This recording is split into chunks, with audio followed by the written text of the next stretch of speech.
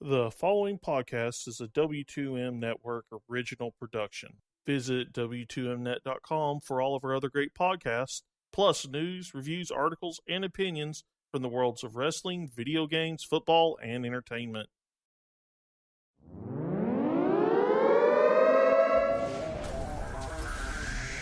Wrestling to the Max, Monday Night Raw, Review.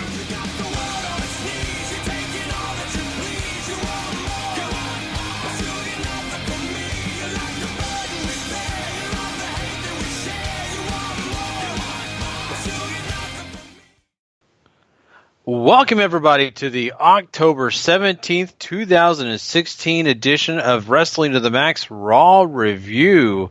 And we are here to talk about one that has a legendary icon joining back up with WWE and returning to the big stage. We'll get into all that and more. And make sure you guys know W2Mnet.com is the place to go to find not only this podcast, but plenty of other ones, plus lots of other great written articles that you're not going to want to miss out on when it comes to the world of wrestling, plus also the world of football, video games, and, of course, entertainment. Plus, guys, don't forget, go to the W2M Network. Go subscribe there to go not only just get these podcasts as well, but get some other great wrestling podcasts. Just enough said there. There you go. Now it's time for us to break down this Monday night edition of Raw.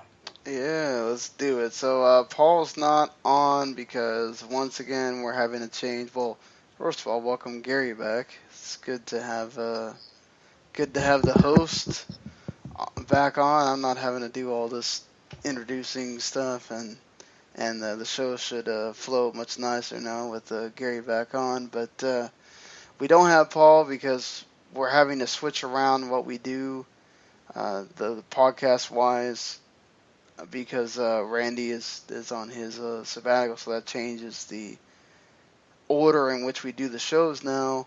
And we had a Skype issue, and it took like an hour for us to finally get the third host on for the football show, and so that hour that was supposed to be spent actually doing the show, we had to take an extra hour to actually do that show, and so Paul fell asleep waiting on us.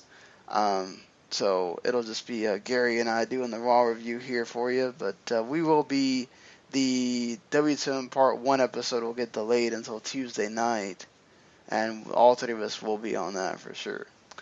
So this Raw was live from Denver, Colorado, inside the Pepsi Center.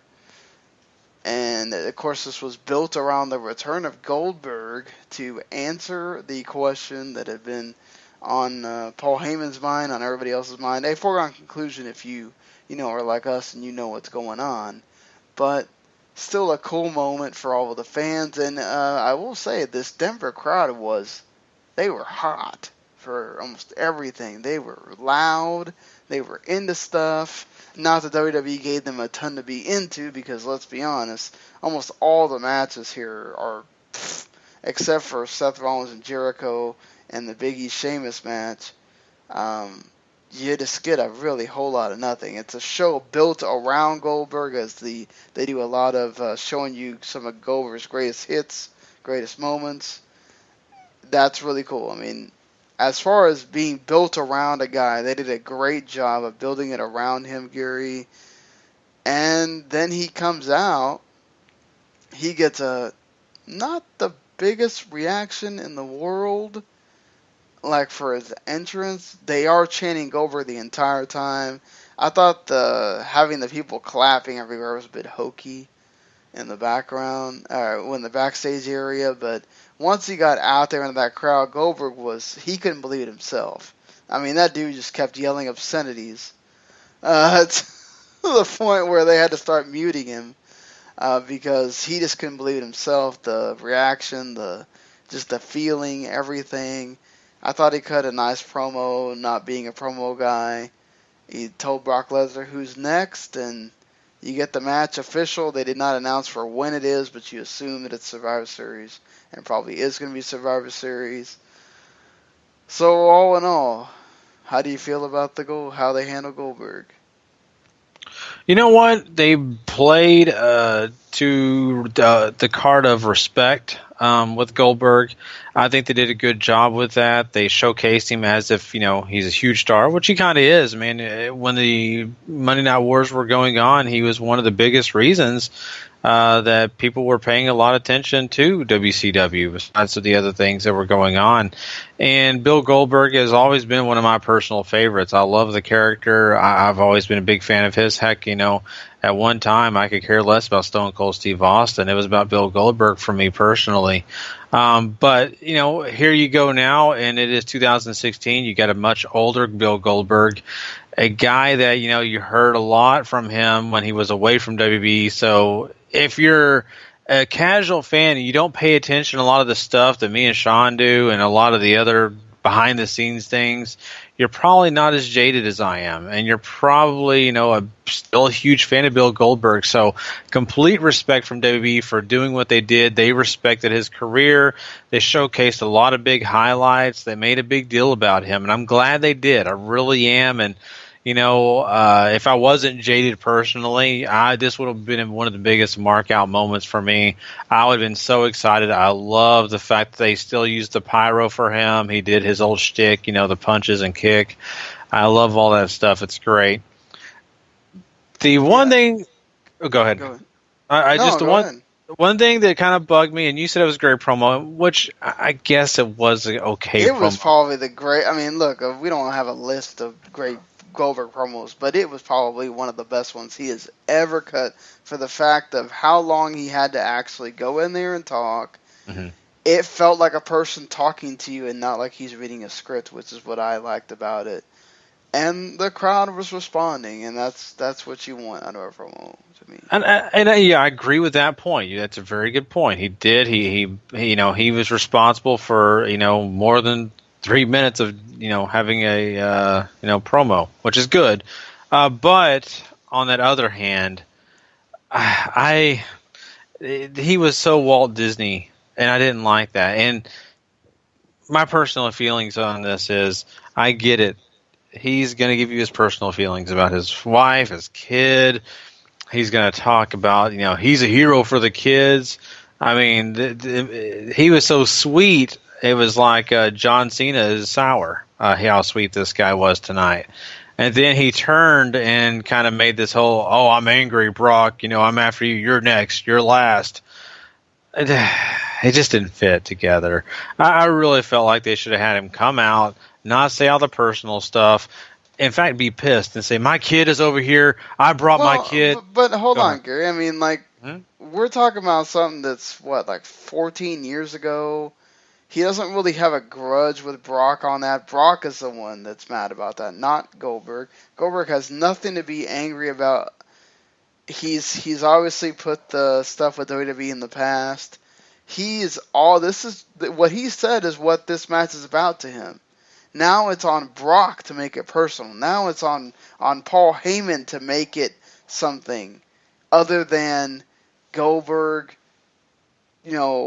going out going out right into the sunset or whatever. This is about Brock and Paul Heyman doing what they do, which is getting you involved in the feud, because I don't know if Goldberg's going to be at a lot of these shows or whatever. We already know Brock's going to be on the next Raw. So, to me, I don't feel like... I think it would have been very not genuine. I mean, I know we're talking in circles here and talking differently, but I feel like it would have been very ungenuine for Goldberg to go and act like the old Goldberg. He's not. He's a 50-year-old Goldberg. Mm-hmm. And so his motivations are different at 50 than it was when he was wrestling back then. He doesn't have a thing with Brock like that where it's like, what is he there to be mad about? So, why show up at all? If you're not aggravated, you're not angry. Why are you even there? What if you have nothing to prove? Though, Brock has to. There's weeks to this still. You have a whole month for this. Like, you need to build a story. This is step one. Goldberg's all happy. Goldberg's in here, and this is what Paul Heyman. This is where Paul Heyman thrives. Paul Heyman thrives. I'm waiting for next week where Paul Heyman is going to absolutely destroy Goldberg for being happy to be here, and he's going to talk about how Brock is going to make him wish he never said those things. And that's where you're going to have the heat from. And Goldberg's going to come back and be like, oh, you want to make it like that? Okay, then we're going to get serious, Goldberg. I think we're, I get you. I know I do. Maybe you have some points there, and I'm looking at it more of I want Goldberg to come in here and not be so sugary sweet. I don't want him to be sour either. What I want is the guy to come in here and basically state why he's here, not do the whole I'm a hero for kids and things like that. Yeah, that line was a bit weird. Well, because it's basically what they allowed him to be is Bill Goldberg and that whole ego. His ego is all about that he's someone very important, which to an extent he is a celebrity, but he's not that kind of celebrity. Yeah, and that bothered me. That line did bother me just because you're supposedly only wrestling once. Maybe they hook you back in for WrestleMania, but are you really going to be a hero to kids if they see you twice? That's my point. And you said he's 50 years old. How many kids are going out looking for 50-year-olds to be their hero? Not very many. They're looking at the young guys, young athletes, and things like that. When Bill Goldberg was at his prime, I was a preteen and teenager or somewhere around there. I was in middle school when his whole hype was going, and it was a big deal to me, but I was also looking at a 38-year-old man, I guess, or 30-something-year-old man, not looking at a 50-year-old man. I wasn't looking at Hulk Hogan going, oh, I love you. I don't know. I was looking at the younger guy. So my point being is just this guy I kind of felt like was a little too sweet. I think they could have brought him in, say some of the same things that you say he needed to say about the video game, about all these other things. It doesn't have to make it real personal about Brock, but that whole thing about getting angry and aggravated at the end, don't even do that if it's not about being personal right now. They kind of made it a little bit personal later on, and I don't know. I don't think you can have the best of both worlds. I think you got to stick in one lane, not go in both lanes.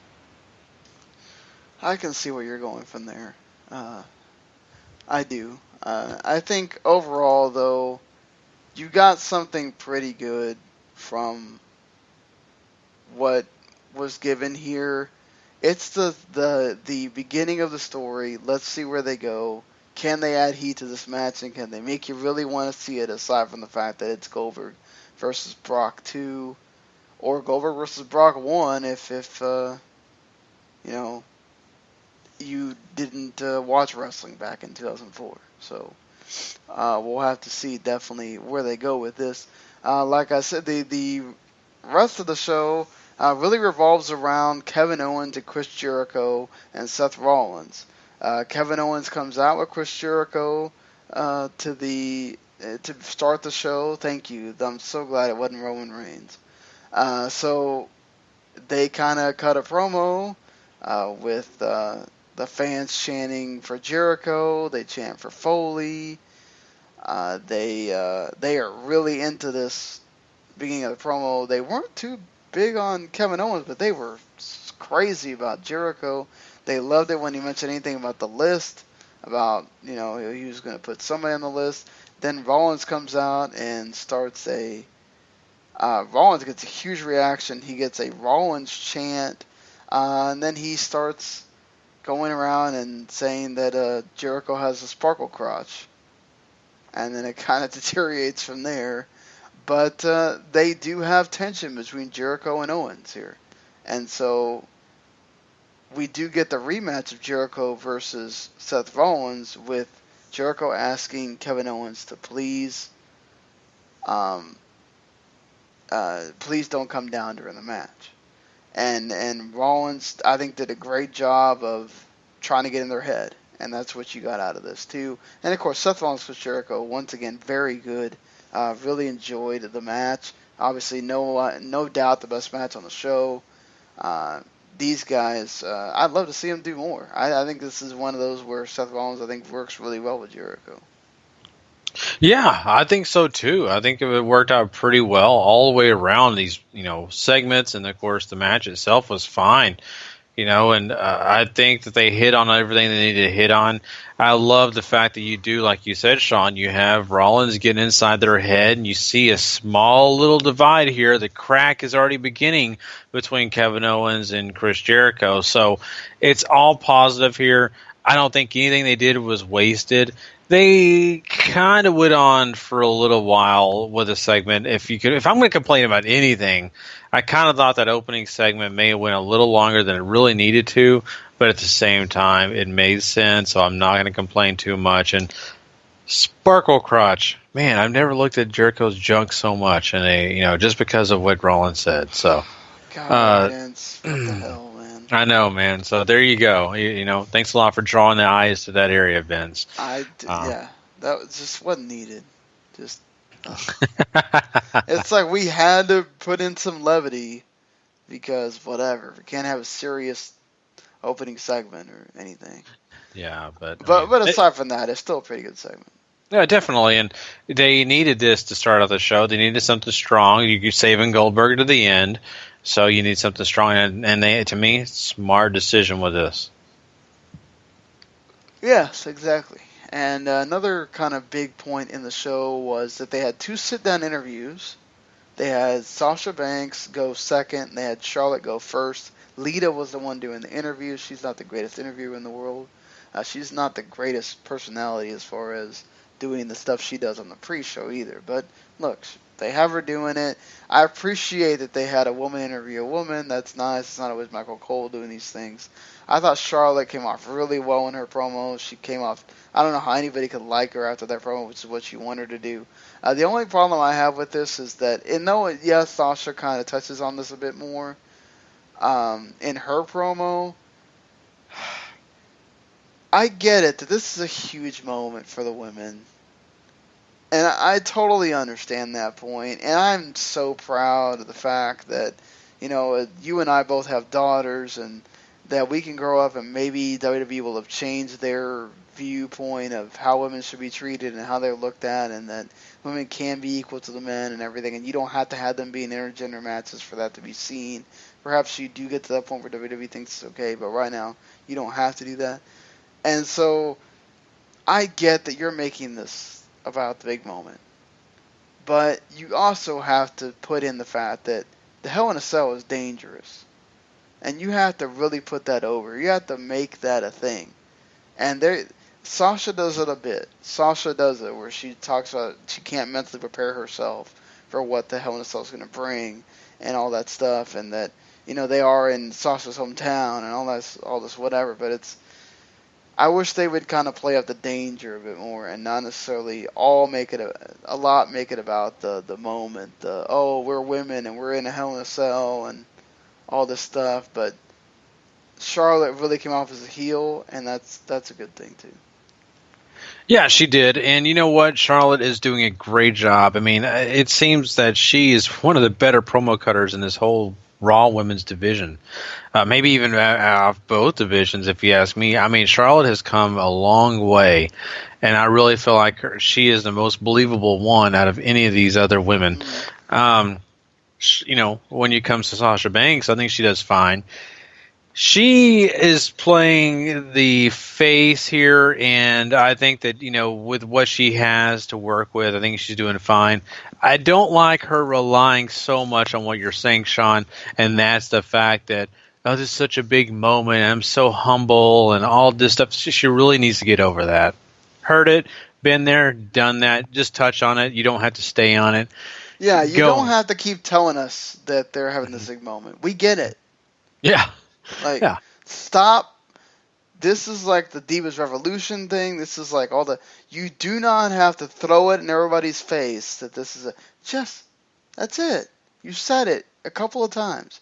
Don't say it anymore until you get the pay-per-view, and then you really take in that moment. Just stop talking about it constantly. I think it would have been in Charlotte, not Charlotte, but I think Sasha Banks' favor due to just what you said, Sean, and I really think you made a great point there. Instead of talking about how humble she is and how big of a moment this is, to instead talk about that she is excited about having the opportunity to face Charlotte, but on the other hand, she knows that this could be a career-ending match for her. because of the dangers involved in what the structure is made of, and the fact that she's seen men be injured in this match, and talk about the guys like Undertaker and different people that have been in it and have bled and all these other things, make her get out there and really push the Hell in the Cell is dangerous. So I don't know. I think that they both did fine in their little video vignettes things, but I think at the end of the day, Sasha could have done a little bit better. But it is what it is. They at least put the match over. Yeah, certainly. The New Day obviously let us know that they have been champions for 420 days. That's crazy how long they've been champions at this point. And Big E and Sheamus take on each other. They had a good New Day promo. I mean, they got the crowd into it, all that kind of stuff. I mean, I just don't really remember a whole lot about it at this point, just to be honest. Big E and Sheamus, I thought, had a good match here. They worked really well, had some nice near falls. Sheamus, of course, Cesaro was the one on Facebook Live this time, so Sheamus took the phone away and got distracted, and Big E got the roll-up, so distraction roll-up again, but it works here, I guess. Oh, yes, it has to work somewhere, and they have to have at least one, so there you go. But at the end of the day, it's about the New Day coming out there and having fun. They did that. Check mark. It's about, Sheamus and Cesaro's back and forth on this whole new tag team situation. Check mark. Got that done. Decent match. Check mark. Got that done. So I feel like at the end of the day, everything that needed to get done got done. Was it great? Was it fantastic? No, it wasn't. But it got across what it needed to get done. So not a lot to complain about, but at the same point, nothing really to write home about either. Yeah, not really, but it is what it is, They did have a Rusev and Lana coming out with Lana basically calling Rusev a real man, and Rusev sort of making fun of all of Roman's relatives and calling them savages. And wait, why do we go back to Rusev being racist again? Like, okay, whatever. Rusev goes and says that all the Samoans break coconuts over their heads. Like, really? Okay.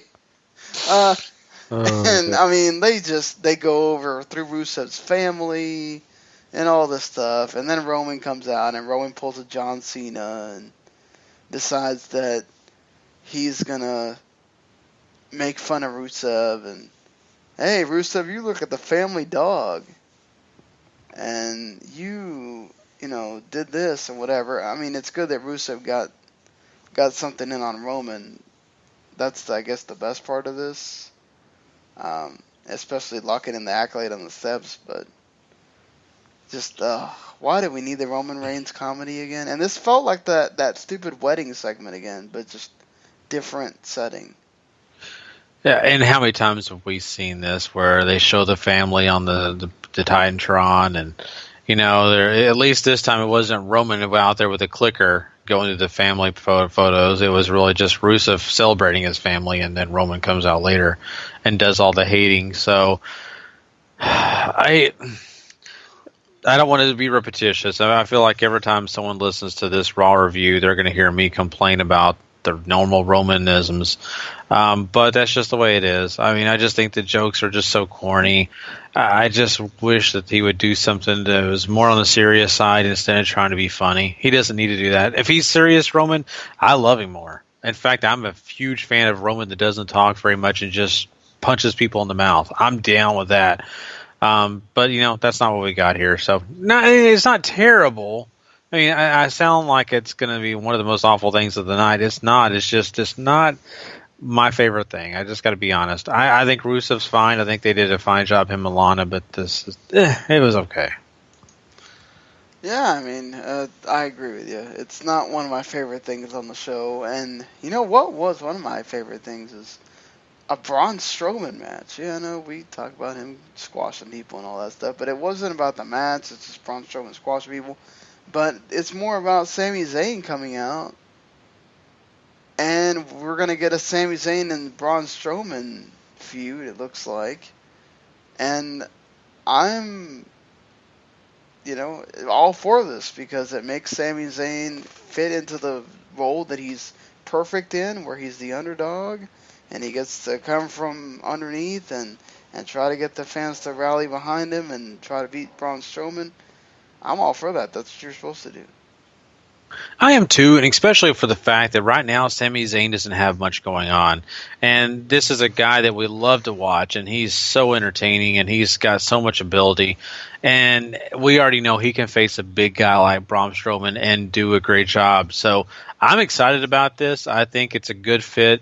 I know a lot of people looking at this is like, well, how does this make sense? But really, honestly, it's not really going to hurt for a guy like Sami Zayn to maybe even take some pinfalls from a guy like Braun Strowman. I think it's completely fine. And, however way they choose to do it, I don't think it's a lose situation at all. I think it's a win-win because Sami Zayn winning does him good and Braun Strowman winning does him really good because he could actually face an opponent that is worthy and a guy that actually has a lot of talent. If he beats Sami Zayn, then you can start putting him in that echelon of, hey, he can face anybody. So, yeah, certainly. And then you could also get Sami Zayn to get a big win over Strowman too. That wouldn't be bad on that end as well. Either way they want to go with it, I think it works. You did have the Cruiserweights in a 6-man tag: Brian Kendrick, Tony Nese, Drew Gulak, E.J. Perkins, Cedric Alexander, Rich Swann. I mean, this was fine. This was fun for what it was, but that's the thing. It's just they don't really have anything that makes them separate from the main roster. Especially when you got guys like Rollins out there, whatever, who already do a lot in their matches and stuff. It's just they don't feel special, and that's a problem. It is a problem, and, I really wish I had that perfect solution. I like these guys. Trust me, we enjoyed them watching them during the Cruiserweight Classic. A lot of these guys have a lot of ability, and they have the potential to, entertain us for a long time, but it's the fact that really they aren't special, like you're saying, Sean. And, I mean, what the most special thing is they have ring lights and that are purple, and, of course, the ropes are purple. Yay! Besides that, it almost becomes just another match on Raw because, you're pointing out, there's so many other young guys that are at their weight level and all this, like Adrian Neville, who do pretty much the same stuff these guys do already. So I'm enjoying what we're getting out of TJ Perkins and Brian Kendrick. I do like that. But these other guys, they've really got to find a way to fit in. They're just pawns right now. Yeah, certainly. They're just kind of there, and that's the thing. They're going the route of, okay, well, we got our main story with T.J. Perkins and Brian Kendrick, and then everybody else is kind of gonna be there and support, and it doesn't really do much for the people that are trying to get invested in this division because there's not much to get invested in. You got to give people a reason to care outside of T.J. Perkins and Brian Kendrick. And right now, if you're not involved in the title feud, it's like, who cares? And it really shouldn't be that way. Yeah, exactly. And, I'm looking at this, Cruiserweight division and saying to myself, they have some potential here because they have guys that can really get the crowd behind them, like Rich Swann. I mean, that's a guy that people can dance to, his music, and they can cheer with him. And Cedric Alexander's another young guy that people can maybe get behind. But on the other hand, it's going to be a case of they've got to find the time and find a way to really showcase these guys. And I don't know how they're going to do it. I don't think that they're really focused on that division right now to do it. So that's what concerns me. Yeah, that's not one of their biggest focuses right now, especially with all the stuff going on leading into Survivor Series and beyond that as well. Now, when you get past this, there's a lot of filler when you get past the Cruiserweights. It's A 6-man tag with Mark Henry and Golden Truth against the Shining Stars and Titus O'Neil. Really? I mean, Mark Henry didn't even do anything really in the match. I mean, just Yeah, well, basically he World's Strongest Slam 1, 2, 3. There you go, Mark Henry. You got yours. you get Bo Dallas and Neville, where I guess we're gonna have some kind of Curtis Axel and Bo Dallas feud, which that's okay. I guess it gives both of them something to do. But I mean, this was just whatever, you know. Bo Dallas wins, and then his finish was the Crossroads. What a shot at Cody. I know. Ooh, man. But I'm sure that is a shot for sure. But, you know, the fact that Bo Dallas beats Adrian Neville is a big deal. He's a young guy. He's actually had some success on the main roster for what short time he's been there. So I think that means something when you have a guy like, you know, Bo Dallas winning a match against a guy like Neville. And, of course, attacking his own friend, Curtis Axel, that's intriguing. But at the end of the day, the writing's on the wall. It's going to be a Bo Dallas win if he ends up having a feud with him. Yeah, you know it is. And that's fine. You got to build up guys. But, you know, yeah. I don't care right now. Bayley had a match with Dana Brooke. It was bad. And, yeah, Dana Brooke wins. It was bad. What the heck happened? I'm Dana a little Brooke off. Missed the ropes to actually get the pin, and it's bad. Yeah, it was terrible. And to me, it was like, Bayley, you should be kicking out of this. But no, apparently it's what's supposed to happen with enough quotation marks. Okay, I get it. You know, you want Dana Brooke to have a victory, but I don't know. You're right. That's just bad is a good description. And you know what's even more bad is Carl Anderson has a match with Big Cass. It goes a minute, guys. A whole freaking minute. And Carl Anderson loses. Like, how are people supposed to care about Gallows and Anderson? At all. They always lose. They do stupid stuff with them. It's like, why are they here if you're going to treat them like this? It's just, ugh. I agree 100%. Why are they here? There is no point. What was the purpose? I think maybe the purpose is, hey, watch us squash this really good tag team out of Japan. This would be hilarious. And we'll pay them really well, but we'll make them look awful. That way we can tell everybody, look, they're not good compared to, you know, our guys. And I'm sorry. I love, you know, Enzo and Cass. I really do. But I don't need to see them squash these two guys. I don't need to see that. I need to see them doing other things. Heck, they're the team that can get out there and just cut a promo and make people laugh, and there you go. You got your money's worth out of those two guys. You don't need them to squash guys like Gallows and Anderson. Technically they are protecting Big Cass, and it is a singles match, so you have that point of, well, it wasn't a tag or whatever, but still, it's like a minute? Why the hell even have the match? Exactly, but that's the point, is you don't need... Yeah, really, Enzo and Kaz don't need to do that. They can just be out there talking, and people feel like that they got their money's worth. I don't know. Gallows and Anderson, they need wins. They need lots of them. They need to get back on track. Right now, as it sits, they're not really even in the mid card right now. They're the guys I look at in the lower echelon, right next to the indie guys, because that's the way they're getting treated. Don't blame me on that. It's hard not to think of it that way. We do officially have Raw accepting the challenge of the Survivor Series matches at Survivor Series, so those are officially on now.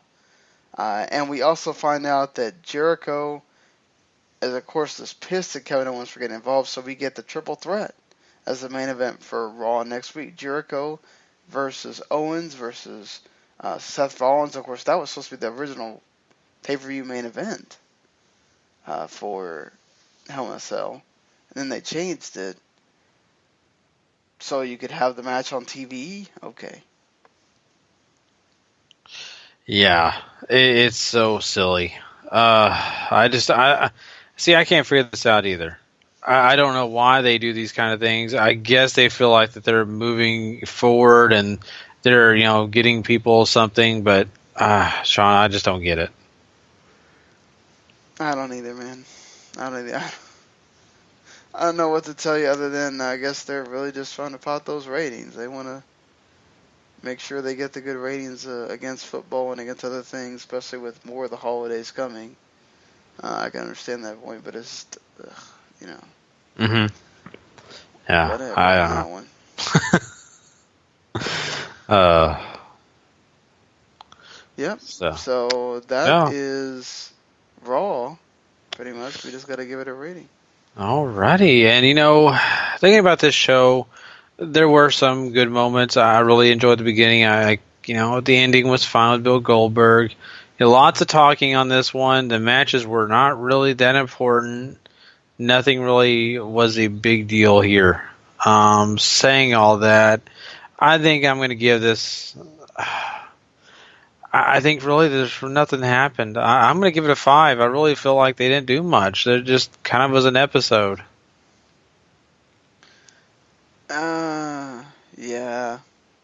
It's a 5. It was built around Goldberg. Goldberg delivered.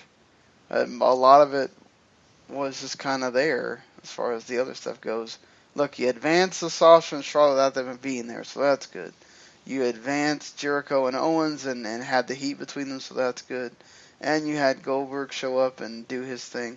So I feel like maybe you got to give it more than a 5 because the main stories they wanted to focus on were told well. A lot of the filler crap that they don't obviously care about were told badly. So I'll say a 6 for me. And that's going to do it for Raw. All right, guys. Well, we appreciate everyone for coming and checking out this edition of Monday Night Raw, Wrestling to the Max. Of course, this is the October 17th, 2016 edition, of course. And, of course, if you want to find more of these Raw reviews, you need to go and subscribe to the W2M Network and also go check out W2Mnet.com for all our great content. And like Sean told you earlier, if you want to go find episode 1, that is actually, episode 2. It's actually part 1, excuse me. Episode 218. Is that what we're on, Sean? I'm I'm forgetting. 217 now. 217, okay. See, I've been gone a week, guys, so that's why I'm all flustered and mixed up on the episodes. But we are on episode 217, part 1. That'll be live Tuesday night. We're coming to you a day later, like Sean said, but we will be fresh and ready, and, of course, that'll be available Wednesday morning on the download for you guys. We'll be talking Ring of Honor and all the big news out of the world of wrestling. And, of course, Thursday night, we'll be live doing the part 2 of that show, and of course that'll be available Friday morning on the download for you as well. And just so you know, W2M Network, go subscribe. It'll be on your docket right when we put it out there, so you won't miss a thing. Want to thank everybody for coming and checking us out tonight, and of course, me and Sean definitely will be looking forward to hooking back up with Paul, of course, tomorrow. So thanks everybody for checking us out, and we will see you down the road. Yeah, we will. See you later.